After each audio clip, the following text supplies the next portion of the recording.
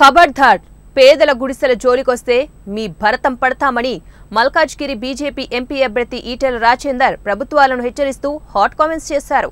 ధనవంతులకు ఎకరాలు రూపాయికి 2 రూపాయలకు లీజుకు ఇస్తారు కానీ పేదలకు 40 గజాల స్థలాన్ని ఇవ్వడానికి మాత్రం ప్రభుత్వాలకు చేతులు రావని అన్నారు. సార్వత్రిక ఎన్నికల ప్రచారంలో భాగంగా మల్కాజ్గిరి పార్లమెంటు పరిధిలో శేషాచల కాలనీ, సంజీవయ్య నగర్, వీకర్ సెక్షన్లలో కంటోన్మెంట్ ఎమ్మెల్యే అభ్యర్థి వంశా తిలక్ తో కలిసి రాజేందర్ రోడ్ షోలో పాల్గొననున్నారు.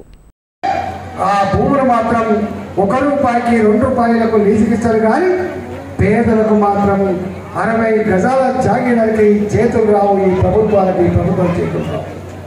ఇవాళ 30 ఏళ్ళుగా 40 ఏళ్ళుగా జీవిస్తున్న వాళ్ళు కావచ్చు, పేదలు కష్టపడి కొనుక్కున్న భూములలో ఇల్లు కట్టుకుంటే ఇవి వక్ఫ్ భూములని, ఇవి పురంపోకు భూములని, ఇవి ప్రభుత్వ భూములని ఇవాళ ఇప్పటి ధర ప్రకారంగా డబ్బులు కడతావా లేకపోతే కూలి చేస్తావా అంటారు. ఖబర్దార్ నా కొనుక్కున్నారా, పేదల గుడిసెలు జోలికొస్తే పేదల జీవితాలతో చెరగడం అంటే పడతామని చెప్పి హెచ్చరిస్తా ఉన్నాను. ఇప్పటికే ఎక్కువైపోయింది. రేపు ఇక్కడ ఎగిరే జెండా కాషాయ జెండా.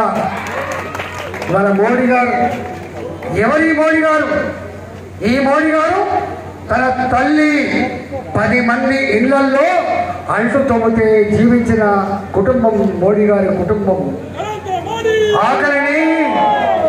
ఆకలిని దుఃఖాన్ని దిగబట్టుకొని కళ్ళల్లో నీళ్లు రాకుండా జీవించిన బిడ్డ నరేంద్ర మోడీ. వాళ్ళ నాన్న రైల్వే ప్లాట్ఫామ్ మీద ఛాయ్ అమ్ముకొని బతుకున్నప్పుడు ఆ ఛాయ్ కప్పులు తెచ్చిన బిడ్డ నరేంద్ర మోడీ. అందుకే ఈ దేశంలో నేను అనుభవించిన దుఃఖం, నేను పడ్డ బాధ పేదలు పడకూడదని చెప్పి అనేక రకాల స్కీములు తెచ్చింది. కాకపోతే ఇక్కడున్న కేసీఆర్ మోడీ ఏంది, గీడి ఏంది, ఆయన ఇచ్చేదని చెప్పి ప్రగల్భాలు పలికింది. నీ పక్కగా కాదమ్మా ఐడియా కాళ్ళు కట్టింది.